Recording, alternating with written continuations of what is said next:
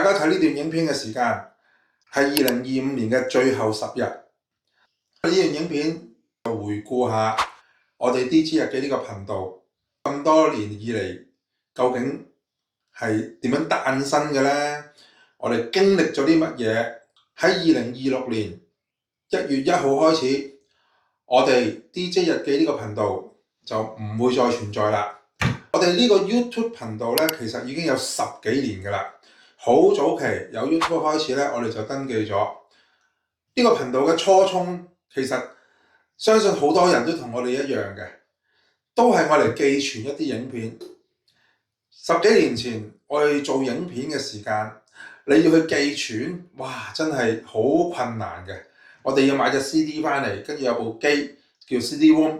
咁咧就要將啲影片咧就可能用錄影機一餅帶咁樣㗎，影咗咧就要將佢拉落電腦，電腦咧就燒碟燒落隻 CD-ROM 度。一段影片好花時間，淨係做燒碟嗰個程序可能要花你1-2個鐘，咁同埋嗰啲質素咧好唔清晰嘅。後嚟有咗 YouTube 呢樣嘢出現之後咧，咁我哋就利用佢個平台，因為佢係免費可以俾我哋 upload 啲片上去寄存。咁所以咧，好多我哋好舊嘅10幾年前拍嗰啲影片，我哋有喺度嘅，不過就隱藏晒啦，無謂俾大家睇啦。即係嗰個年代嘅嘢同呢個年代係完全唔同嘅。咁啊，好早期咧，其實我拍過一啲認真嘅影片嘅。最認真嘅就我同 DJ 太結婚嘅影片啊，係我哋自己拍自己搞嘅。大家如果有興趣想睇咧，下邊留言嗰度話俾我聽，睇下 DJ 太肯唔肯公開俾大家睇。我哋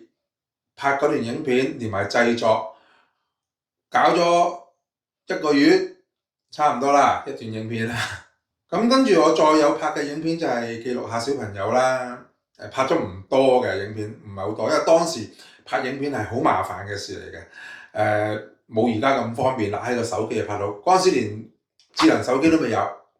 仲係用緊嗰啲接龜啊，或者有啲有鍵盤實體鍵盤嗰啲手機嘅，所以拍影片係好麻煩嘅事。咁跟住我就拍一啲比較專業啲嘅記錄我一啲教學嘅影片，教人打水球啊，教人踩水有段影片。咁啊喺頻道裏邊都好多人睇嘅，咁啊擺咗其他頻道，不過我而家都冇開啦。大家又想睇嘅咧，下邊嗰度留言區話俾我聽。睇下揾唔揾到條連結，揾到咧擺翻出嚟俾大家，可以喺下邊資訊欄嗰度，大家撳入去睇下。睇翻而家睇翻都幾開心嘅，幾特別嘅，好，因為當時都花好多時間去搞呢啲影片出嚟。咁但係喺當時擺上網咧就冇咩人睇嘅，因為喺10幾年前即係真係會睇 YouTube 嘅人都唔係好多其實。跟住喺2019年一個奇幻嘅旅程就開始咗啦。當時咧我哋就準備移居去馬來西亞，我哋一個心情咧係好忐忑嘅。DJ 太非常擔心，喊都喊咗好多場，佢好唔願意去。我相信喺當時嗰個年代，大部分嘅香港人都唔會係好了解馬來西亞咩地方，以為佢好落後。哇，去馬來西亞住唔係啩咁嗰種嘅，所以當時 DJ 太好唔願意去。咁我就個心態就比較開放啲，同一般人咧，我啲朋友咧對我嘅感覺就係，哇，呢條友咁搏嘅，咁有冒險精神嘅，講得好聽啲就係講得唔好聽就係戇居嘅。哇，香港咁好，遍地黃金，要錢有錢，要食有食，乜都有，點解你要走啊？咁呢個問題講過好多次㗎啦，今日唔係講呢啲。今日都係回顧下，我自己喺度回味下，一路講一路就睇下諗翻都開心㗎。因為嗰個經歷真係好奇特嘅。當時我就一路研究啦，移居去馬來西亞，揾好多資料，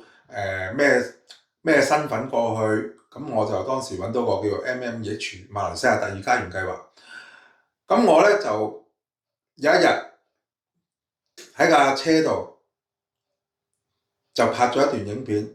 就講述呢個申請馬來西亞第二家園計劃需要嘅條件，咁啊拍幾分鐘，咁啊係我叫第一段叫正正式擺上大台嘅影片啦，擺上 YouTube 係俾其他人睇嘅影片，就唔係俾自己睇，或者唔係俾圍內嘅人睇嘅影片，係公開嘅。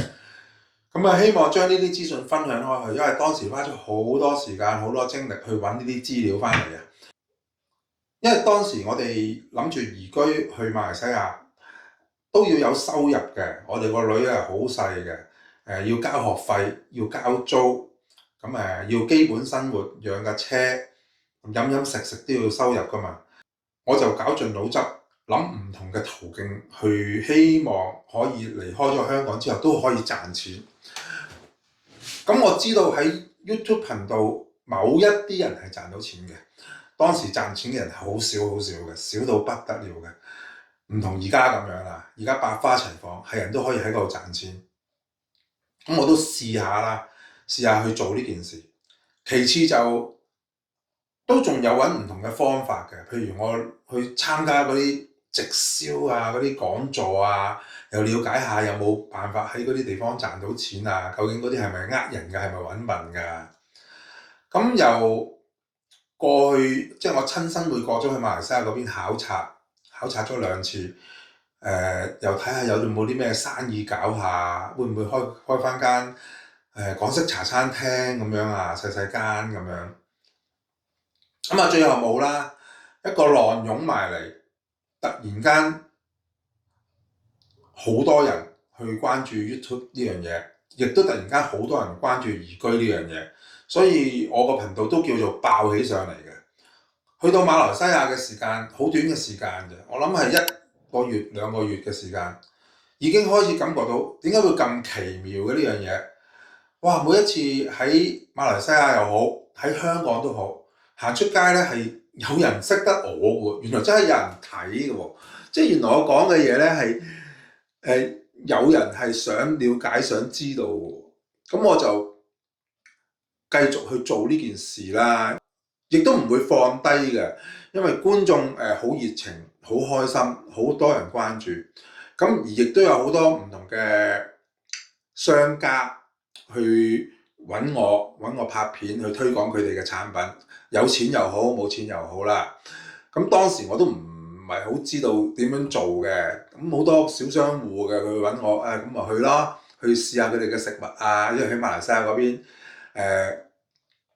大公司大企業嘅，咁嗰啲揾我，其實佢哋都好主動會俾費用我，俾宣傳費我嘅，因為佢哋都係一啲有規模嘅公司，知道係你揾人宣傳，咁梗係要俾錢人哋㗎啦，咁人哋都要做嘢，都要有支出㗎嘛。我揸車過嚟，我買器材都要錢㗎嘛。咁啊講真喎，當時買器材咧真係用好多錢嘅，唔同而家咁簡單啊。當時手機唔會拍得到基本有用嘅片咯，一定要買相機。咁啊相機咧就一路拍就一路震到啲人咧頭都暈嘅，睇我啲片，成日喺留言區嗰度同我講，哇睇到我頭都暈啦。咁啊跟住買穩定器，咁啊穩定器跟住又要買好多支架，跟住第二個問題咧就係收音啦。哇點解咁唔清楚嘅？又要出到街嘈啊嘛，咁好多雜聲，咁又要買咪咧又要配呢個鏡相機，又要配嗰種咪，哇好多工具，好多架撐需要添置同埋不斷去改良。咁啲架撐咧就不斷進步啊，不斷進步咪不斷要買咯。咁所以當時收入都唔錯㗎，收入喺 YouTube 頻道嘅收入幾好嘅。但係我亦都知道呢一件事唔會係永遠增長，呢一件事一定會係跌翻落嚟嘅，即係呢個收入啊係唔可以永遠嘅。所以我都係抱住一個有就繼續做啦，冇就唔做啦。咁其次就係嗰個話題性啦，因為喺馬來西亞就其實好多話題性嘅，有時我都唔使太刻意去發掘啲咩話題啦，因為好多唔同嘅人都會揾我去影佢哋嘅生活啦，譬如馬來西亞嗰啲節日啊，嗰啲旅遊景點啊，好多人都會揾我，哇！你嚟影下我哋啦，呢個節日幾得意㗎，或者你嚟影下我哋啦，我哋呢個景點幾有趣㗎，分享下俾世界各地嘅人睇啦咁樣。咁我通常安排到嘅我都會去嘅。但係個世界咧就一路變嘅，好多事情咧都唔係我哋可以掌控得到。喺2021年，我哋就決定離開馬來西亞，就去英國生活。咁呢個都係我哋家庭一個好大嘅改變，好大嘅決定。但係我哋係第二次嘅移居，比第一次咧就冇咁大掙扎，亦都冇咁擔心，冇咁多嘢擔心，因為我哋試過啦嘛，我哋試過係得噶嘛，係生存到噶嘛。甚至乎喺馬來西亞經歷咗2年嘅疫情，我哋都仍然生存到，所以我哋去英國順水推舟咯，係差唔多係必定應該要行嘅路線嚟嘅。喺我哋個家庭嚟講啊，有個小朋友過英國讀書，我哋過英國陪佢生活。